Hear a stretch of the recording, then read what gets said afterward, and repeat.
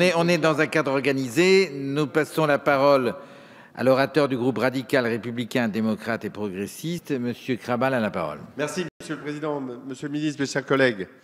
Notre débat suscite des exaltations et si ces passions sont souvent exacerbées, c'est pas seulement d'un point de vue idéologique, mais c'est aussi en raison de la question des risques et des angoisses qu'il provoque. Le nucléaire présente un défaut majeur et rédhibitoire pour certains. Il fait courir des risques potentiellement graves. Les risques naturels et industriels sont innombrables. Ils ne sont pas un fait nouveau et même l'activité humaine les aggrave. Dans le nucléaire, le risque est une seconde nature. Il est permanent. Devant l'impossibilité du risque zéro, le soupçon et l'inquiétude progressent.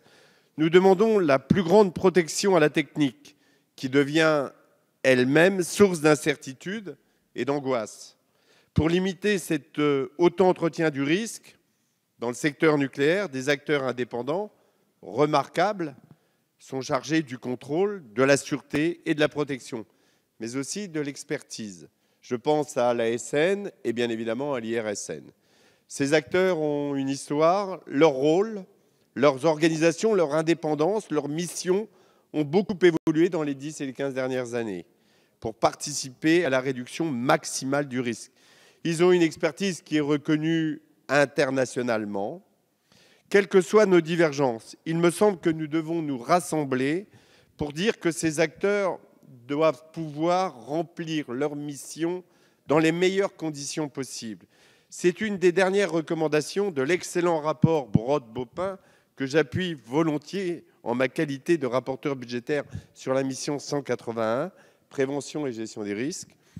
Même si le niveau de sécurité en France demeure parmi les plus élevés du monde, je pense qu'il faut le dire, les crédits ont baissé ces dernières années et nous avons, je crois, de bonnes raisons d'être préoccupés. Si le budget de l'ASN a été sanctuarisé et 30 postes ont été accordés pour 2015-2017, cet effort m'apparaît insuffisant au regard des enjeux.